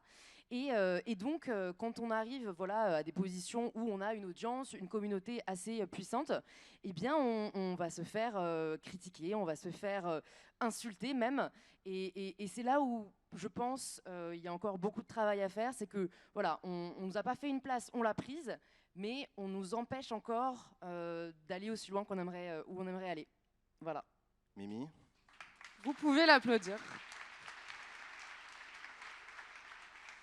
Merci beaucoup Louise. Oui, comme ça a été dit par d'ailleurs de nombreuses intervenantes au cours de cette soirée, il y a un avenir bien sûr pour les femmes dans la tech, mais il y a actuellement encore une forte disparité dans le nombre de filles et de jeunes femmes qui se projettent dans ces métiers-là.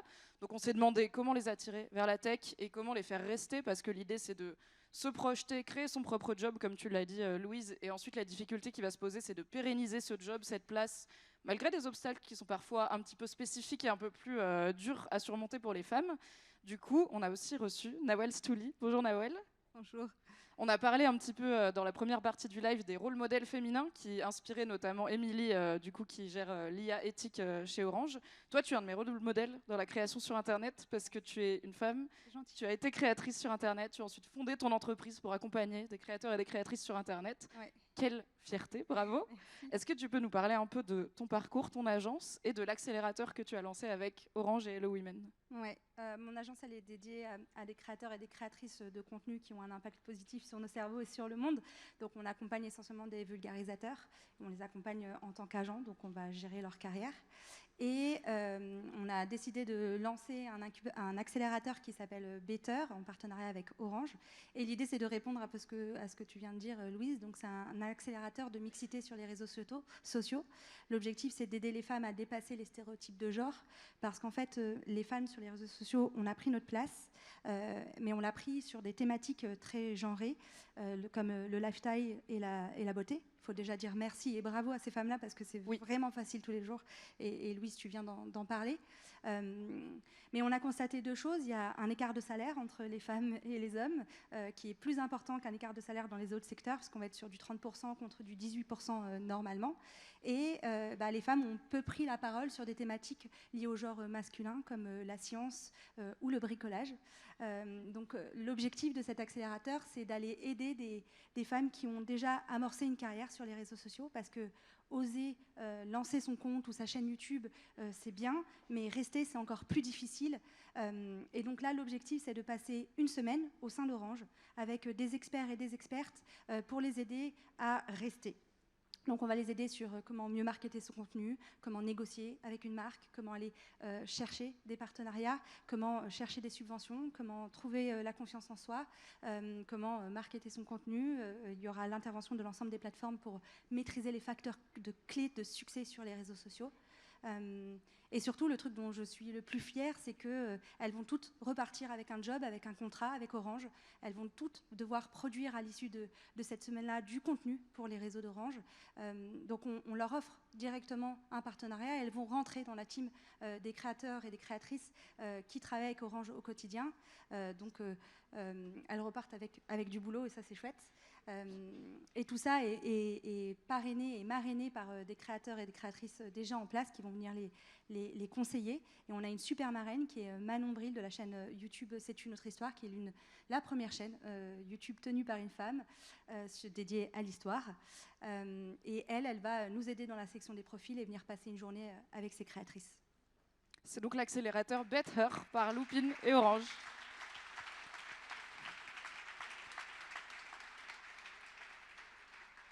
Merci beaucoup, Nawel.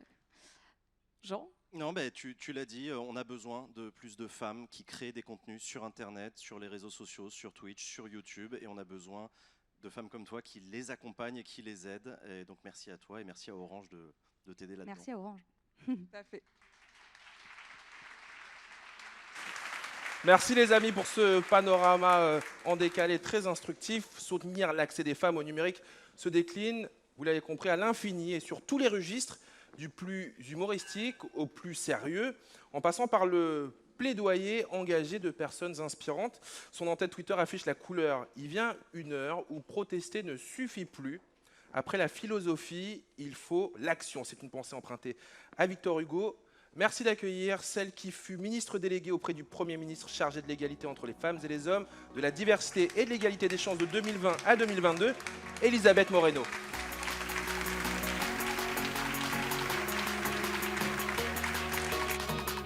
Bonsoir. Ok, Raphaël, il faut que je commence par vous dire que j'adore la tenue que vous portez. Non, il faut l'applaudir. Non, applaudissez-le. Il faut oser quand même. Bien. Chère Christelle Edeman et Elisabeth Chungi, d'abord, merci beaucoup. Merci de nous avoir réunis ce soir. Et bravo à vous toutes et à vous tous qui avez bravé la grève pour être là ce soir. On a eu un doute à un moment, mais manifestement, ce doute n'a pas résisté à votre motivation d'être ici.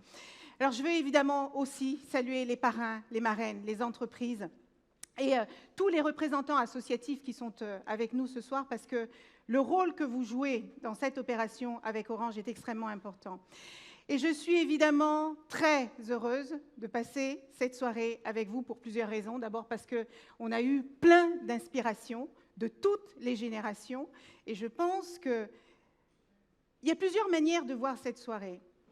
Soit vous la considérez, et là je parle aux jeunes filles qui sont concernées par ce programme, soit vous considérez que c'est une soirée de plus pour parler de choses dont vous avez déjà entendu parler et pour entendre des discours que vous avez déjà entendus, soit vous vous dites qu'aujourd'hui, il y a un truc un tout petit peu plus spécial et que demain, quand vous vous lèverez à l'issue de ce magnifique cocktail que vous aurez après cet événement, eh bien, vous vous direz, je vais utiliser ce que j'ai entendu aujourd'hui pour transformer quelque chose dans ma vie.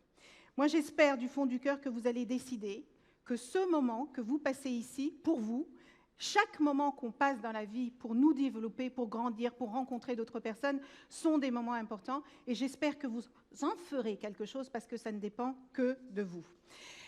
Le programme Hello Women est un magnifique cadeau que vous fait Orange.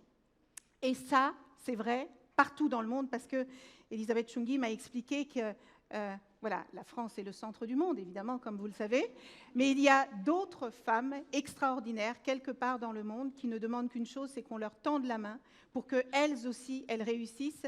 Et la tech est un magnifique outil pour ça.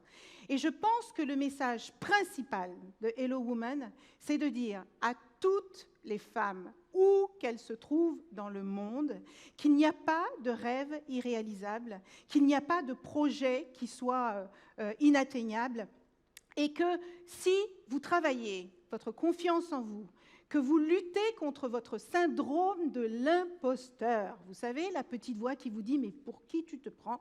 T'es trop petite, t'es trop grosse, t'es trop grande, t'es trop bête, t'es trop ceci, cela ».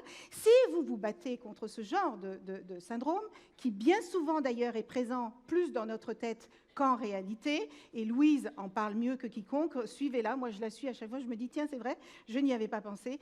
Eh bien, si vous mettez de la passion, de la détermination et du cœur à l'ouvrage, je vous assure, croyez-en mon histoire et mon expérience, rien n'est impossible. Bien sûr, il vous faudra quelques coups de pouce du destin et la rencontre de ce soir est l'un de ces coups de pouce du destin parce que, évidemment, vous le savez, personne ne réussit seul et c'est une des magies de la vie quand vous savez ce que vous voulez, quand votre rêve est clair et précis dans votre tête, vous trouvez toujours quelqu'un sur votre chemin pour vous tendre la main. Essayez, vous verrez, ça marche. Et l'exemple de Sistec est un extraordinaire et pratique et concret modèle de ce qu'un être humain, Joséphine, qui a une idée, qui se dit, et elle n'est pas réfugiée elle-même, mais est-ce qu'on a besoin d'être en souffrance pour comprendre et sentir au fond de soi la souffrance des autres, et décider de tendre la main à ces femmes réfugiées qui n'ont rien demandé, mais qui sont dans une souffrance terrible et qui doivent tout quitter pour aller essayer de vivre mieux ailleurs, eh bien que quelqu'un les accueille et leur dise Je n'ai pas vécu ce que vous vivez, mais je vais faire en sorte que vous viviez aussi bien que je vis. Applaudissez-la.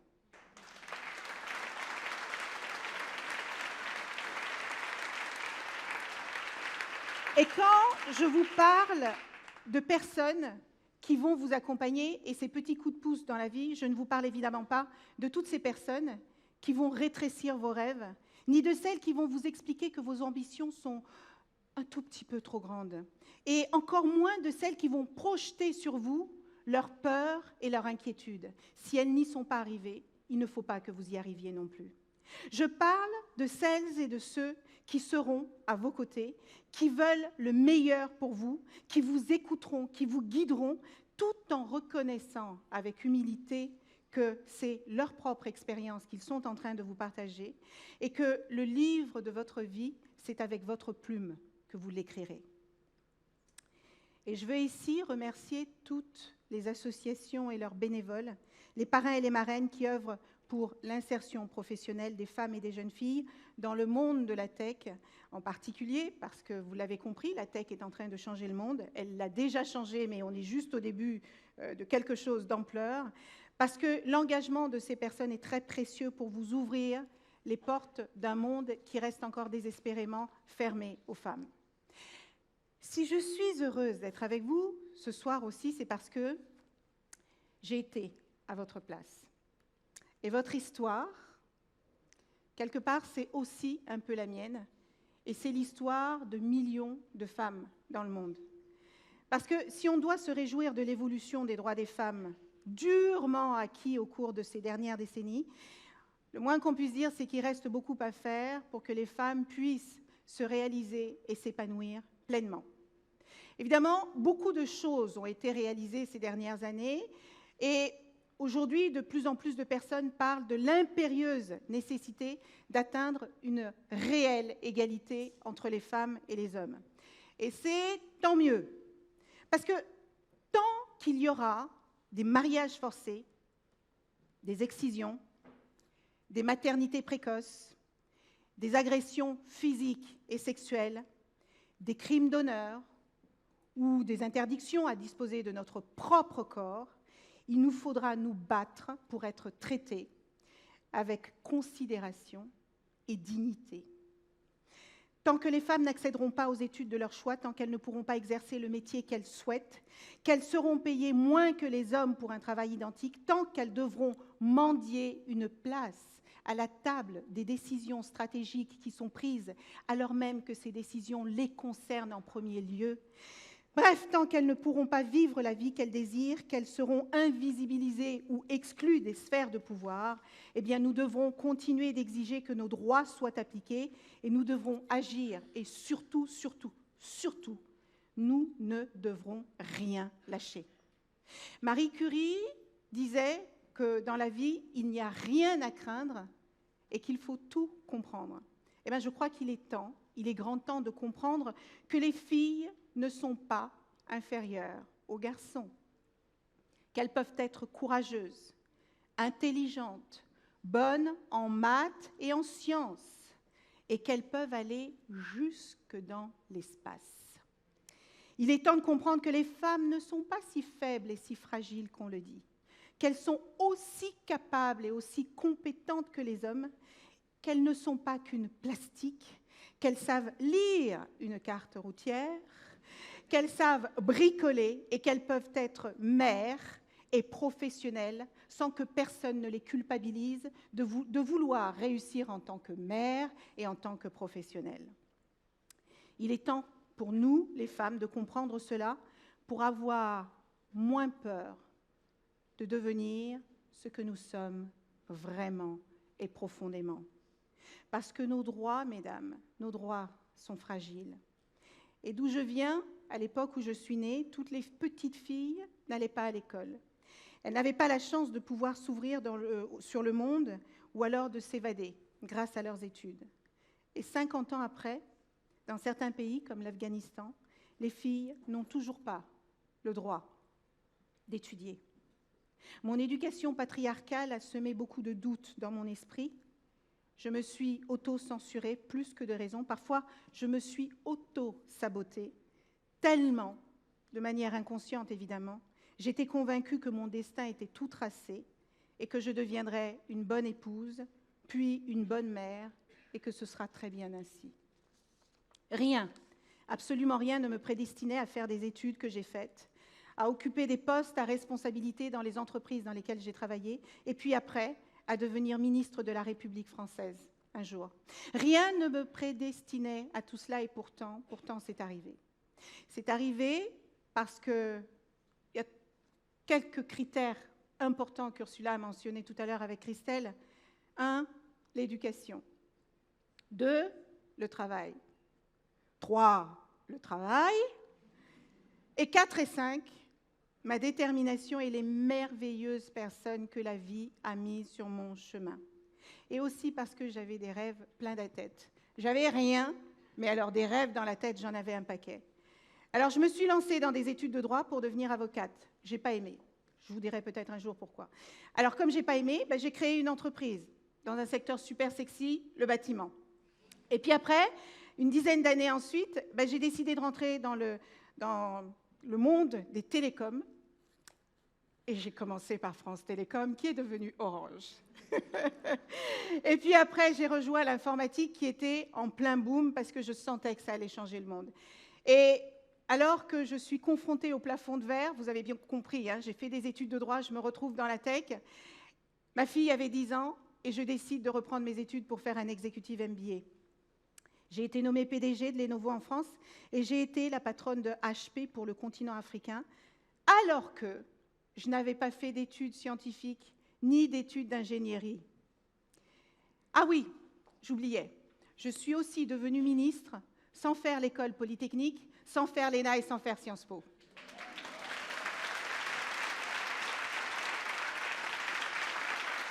Alors, je ne suis pas en train de vous raconter tout cela pour vous impressionner, mais simplement pour vous dire que la vie est pleine de surprises, qu'elle peut nous emmener vers des directions que nous n'avions absolument pas prévues, et que les choix que vous faites aujourd'hui, je me tourne vers vous, mesdames, les choix que vous faites aujourd'hui peuvent changer au fil du temps et vous ouvrir de magnifiques horizons. L'autocensure, vous devez la combattre parce qu'elle nous pousse au fatalisme et à la résignation, et c'est la pire des autocensures parce que c'est celle qu'on s'inflige à nous-mêmes, et elle nous enferme et elle tue notre créativité et nos rêves.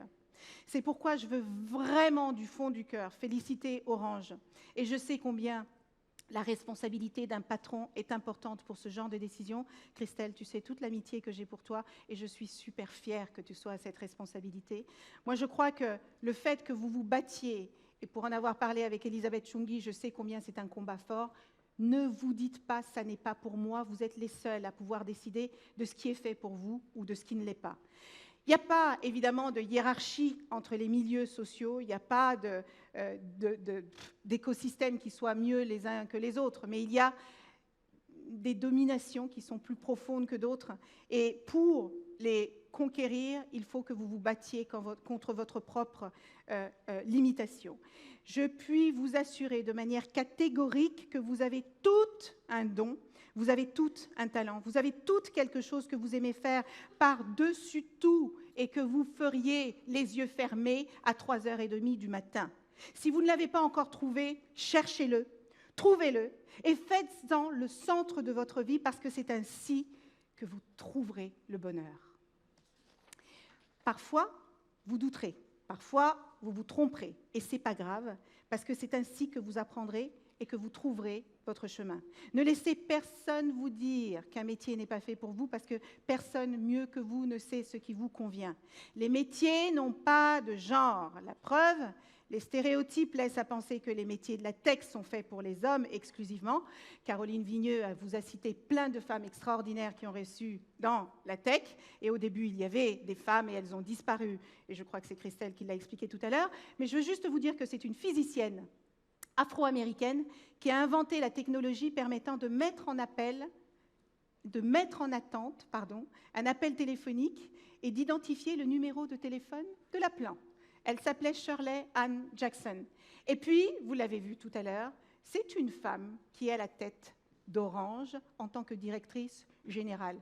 Moi, j'ai envie que vous l'applaudissiez aussi parce que ce n'est pas simple tous les jours. Alors, je crois que j'ai explosé mon timing, mais au point où on en est. Alors, je veux quand même préciser que c'est une femme qui a inventé le lave-vaisselle et le fer à cheveux aussi. Je vous laisse deviner pourquoi. Mais c'est aussi une femme qui a inventé la bière. C'est une femme qui a inventé les canots de sauvetage.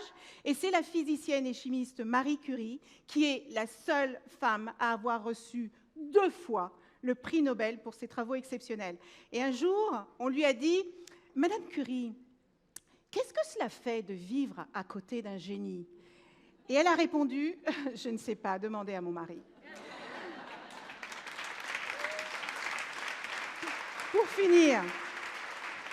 Pour finir, j'aimerais vous dire que ni votre origine sociale, ni votre origine culturelle, ni votre couleur de peau, ni votre religion, ni le fait que vous veniez de la campagne ou que vous veniez d'un quartier défavorisé, rien de tout cela ne doit prédéterminer la vie que vous aurez, parce que tout est possible si vous vous en donnez les moyens, si vous demandez de l'aide et que vous ne lâchiez jamais vos rêves des yeux. Et vos actes, vos décisions, c'est vous qui les contrôlez. C'est vous qui décidez de passer toutes vos matinées à scroller sur TikTok ou à être sur Instagram à regarder les photos retouchées. C'est vous qui vous abrutissez de séries Netflix. D'accord, je sais qu'il y a des séries qui sont sympas, mais c'est vous qui décidez de passer tout un week-end dans votre canapé en pilou-pilou ou d'aller dans une exposition, dans un musée, d'aller au théâtre, d'aller au cinéma, d'aller à l'opéra, et puis de lire et de lire encore.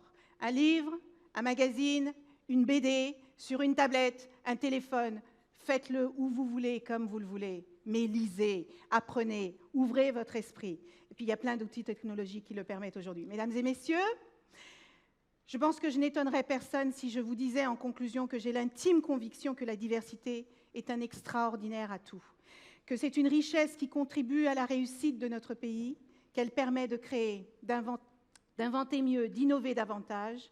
Nos entreprises ne peuvent pas se passer de 52% des talents de ce pays.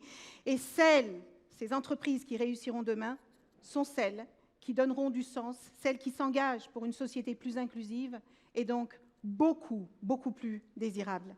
Et je conclurai mon propos par 2 messages. Le premier, il est adressé à vos parents, que vos parents se souviennent qu'il n'y a pas de genre dans les métiers, que vos professeurs ne vous empêchent pas de rêver grand et de, pourquoi pas, espérer aller dans l'espace, que vos parrains et marraines qui sont ici et partout un peu dans le monde sachent que ce qu'ils font pour vous est éminemment précieux. C'est cette belle alliance qui permet à de nombreux jeunes de poursuivre des études à la hauteur de leur talent et de leur potentiel et de déployer leurs ailes.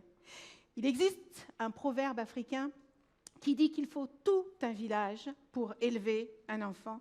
Ici, c'est donc un très beau village citoyen qui est représenté. Enfin, je voudrais adresser un chaleureux message personnel à toutes les jeunes femmes qui sont dans cette pièce aujourd'hui et qui nous regardent, qu'elles soient à Casablanca, à Douala, qu'elles soient à Varsovie ou à Paris. Je voudrais vous dire, mesdames, que vous devez vous faire confiance, que vous avez en vous toute la force, tout le talent, toutes les capacités et toutes les compétences dont vous avez besoin pour réussir vos vies. N'oubliez pas que vous avez en vous la moindre parcelle de vie qui vous permet d'aller plus loin et d'être plus grande que ce que vous pensez être. Et je voudrais que vous sachiez que le monde a désespérément besoin de vous dans toute votre splendeur. Je vous remercie.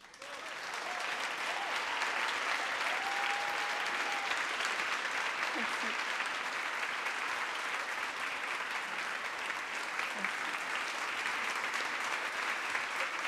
Merci beaucoup, Madame la Ministre, chère Elisabeth, pour cet engagement, pour cet appel à l'action, ce modèle, ce plaidoyer inspirant. Un appel à l'action qui va continuer grâce à votre mobilisation ici à toutes et à tous. Donc avant La soirée approche de sa fin. Je suis très émue par votre témoignage à dire.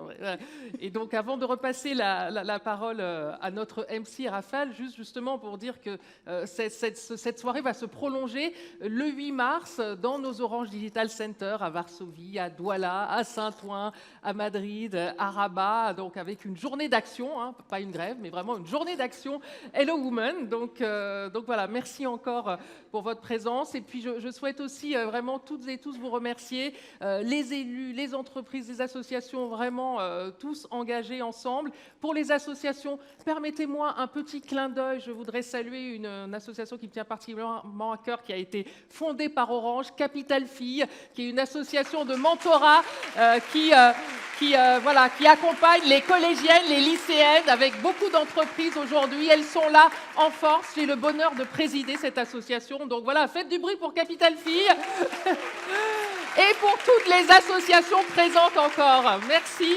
Raphaël, je te laisse clore le bal, ou l'ouvrir plutôt. Bravo et merci à toutes et à tous pour votre participation. Vous pouvez vous applaudir très très fort.